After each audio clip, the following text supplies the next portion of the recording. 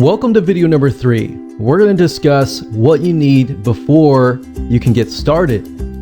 So what you need to go ahead and do is open up your internet browser, go to the website aws.amazon.com/s3. That's aws.amazon.com/s3. And you're going to see this particular Amazon S3 site.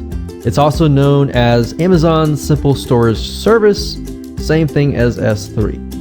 So what you need to go ahead and do is, if you don't have an AWS account, go ahead, click create an AWS account, and then next you need to log into your account. And if you go to the billing dashboard right here, you go down to payment methods. What you need to do is you need to add a credit card for this to work. So go ahead and do that now. And in the next video, we'll discuss different recommended softwares that you can use. Welcome back. This is video number 4. We're going to talk about recommended softwares and why we recommend each one. So back in the day, before a lot of these softwares evolved, you had to go to Amazon, you had to mess with all the technical buckets, and you would have to figure out all the technical documentation.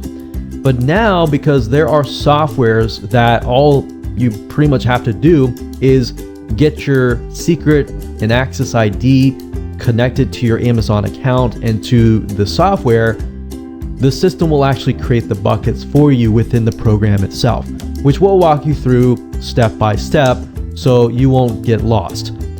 But with that said, Cloudberry Lab is one of the ones that we recommend and that we will be using in this particular video course.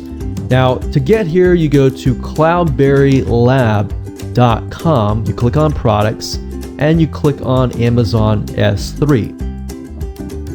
Now, what we like about Cloudberry is they offer you a lot of good educational information.